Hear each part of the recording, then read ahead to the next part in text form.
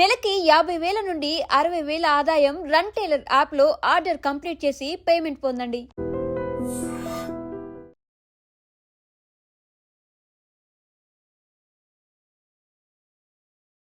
బండ్లగూడ బాలాజీ నగర్లో అత్యంత దారుణమైనటువంటి సంఘటన జరిగింది. అంటే ఒక ప్రేమ జంట ఆత్మహత్య చేసుకున్నట్టుగా ప్రాథమికంగా అయితే పోలీసులు నిర్ధారణ చేసినటువంటి పరిస్థితి అయితే కనిపిస్తోంది. అయితే ఇందులో చాలా అనుమానాలు అయితే వ్యక్తమవుతున్నాయి.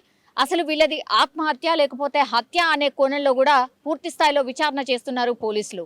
అయితే ఈ రోజు జరిగినటువంటి ఇన్సిడెంట్, అట్లాగే ఇప్పుడు ఈ రమ్య, అమ్మాయి పేరు వచ్చేసి రమ్య, అబ్బాయి పేరు వచ్చేసి ప్రవీణ్. గత కొంతకాలంగా వీరి మధ్య ప్రేమ ఉంది, ఆ తర్వాత గ్యాప్ వచ్చింది, మనస్పర్ధల వల్ల గ్యాప్ వచ్చింది అని ఒక వర్షన్ వినిపిస్తోంది. అంటే ఇక అమ్మాయి అబ్బాయిని దూరం పెట్టడం స్టార్ట్ చేసింది.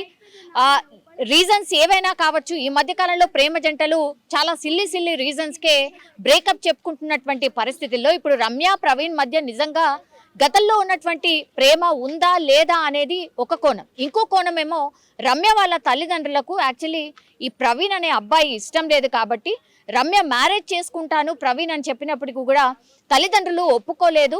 కాబట్టి తల్లిదండ్రులు ఒప్పుకోరు, ఇక మన పెళ్లి కాదు అన్నటువంటి నేపథ్యంలోనే వీళ్ళు ఆత్మహత్య చేసుకున్నారు అనేది ఇంకో వర్షన్ అయితే వినిపిస్తోంది.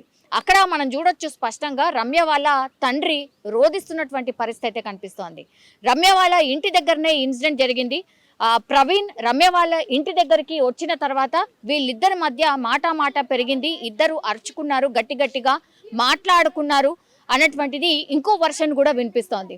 సో ఎగ్జాక్ట్లీ ఏం జరిగింది ఏంటి అనేది మరి కాసేపట్లోనే పోలీసులు ఈ ఇన్సిడెంట్లో ఏం జరిగింది అనేది చెప్పే ప్రయత్నం చేస్తారు. బట్ దానికంటే ముందు మాత్రం ఒక్కసారిగా ఆ ఇంట్లో ఇద్దరు పక్కనే పడి ఉండడం, రమ్య పూర్తి స్థాయిలో రక్తపు మడుగులో పడి ఉంది, అట్లాగే చేతి మీద బ్లేడ్కి సంబంధించిన ఘాట్లున్నాయి, అంటే నర్వ్ని కోసుకునే ప్రయత్నం చేశారు ఇద్దరు కూడా అనేది అక్కడ కనిపిస్తోంది. హ్యాండ్ మీద ఇద్దరు అంటే చేతుల మీద బ్లేడ్కి సంబంధించిన ఘాట్లు ఒకవైపు, ఇంకోవైపు ఏమో కత్తిపోట్లు ఉన్నాయి, మెడపైన కత్తిపోట్లు ఉన్నాయి.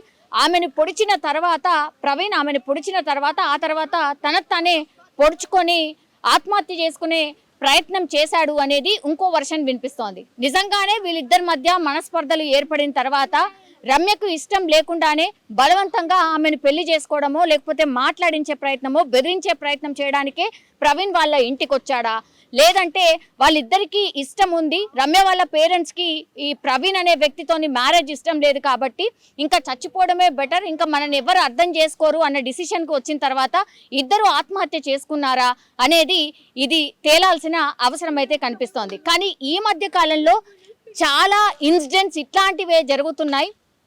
అంటే యంగ్ పిల్లలు కూడా ఇట్లాంటి ఆత్మహత్యలకు ఎందుకు ప్రయత్నిస్తున్నారో తెలియదు, లేదంటే హత్యలు చేయడానికి కూడా వెనకాటం లేదు అన్న ఇన్సిడెంట్స్ ఎందుకు జరుగుతున్నాయో అర్థం కావడం లేదు.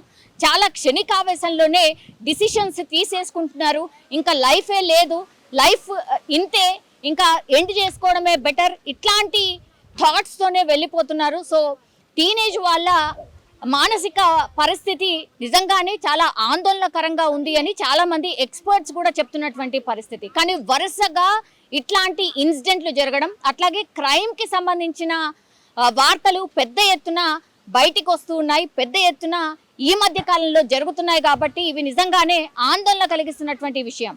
మొన్న లాస్ట్ మంత్ వరకే యాక్చువల్లీ ఒక ఇయర్లో జరగాల్సినటువంటి ఇన్సిడెంట్స్ 40% అధికంగా ఆల్రెడీ ఇన్సిడెంట్స్ జరిగినట్టుగా పోలీసుల క్రైమ్ రిపోర్ట్స్ ప్రకారం ఒక డాటా అయితే బయటకు వచ్చింది. మళ్ళా ఇప్పుడు ఈ ఇన్సిడెంట్. సో ఈ ఇన్సిడెంట్ ఆగట్లేదు, రోజుకి ఇట్లాంటి ఇన్సిడెంట్స్ పెద్ద ఎత్తున జరుగుతున్నాయి.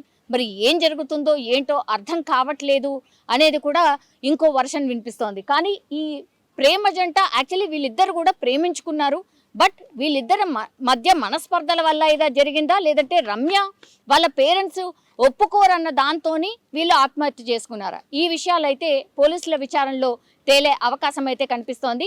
యాక్చువల్లీ రమ్య అయితే చనిపోయింది, స్పాట్లోనే చనిపోయింది. బట్ కొన ఊపిరితో అత్యంత విషమంగా ఉన్నటువంటి పరిస్థితుల్లో ప్రవీణ్ ఉన్నట్టు చెప్తున్నారు. ప్రవీణ్ దగ్గరలో ఉన్నటువంటి హాస్పిటల్కి తరలించే ప్రయత్నం చేస్తున్నట్టుగా చెప్తున్నారు. కానీ ఆయన చాలా అత్యంత విషమంగా ఆయన పరిస్థితి కూడా ఉన్నట్టుగా ఇప్పటికైతే మనకున్నటువంటి సమాచారం.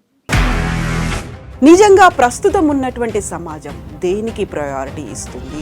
ఆర్థిక సంబంధాల చుట్టూ మాత్రమే తిరుగుతోంది. మళ్ళీ ఎన్నికలంగానే చాలా విరక్తి కలుగుతున్నాం. మంచి అనిపిస్తుంది కదా, లేడీస్ కూడా ఛాలెంజింగ్ జాబ్స్ చేసినప్పుడు చాలా బాగుంటది. ట్రాఫిక్ అసిస్టెంట్స్ గా నియమించిన ట్రాన్స్జెండర్స్ అందరితో సాల్యూట్ చేయించుకుంటున్నారు. ఫుడ్ డెలివరీ ఇవ్వటానికి వెళ్ళినటువంటి డెలివరీ బాయ్ అనిల్ పై కళ్ళ ముందు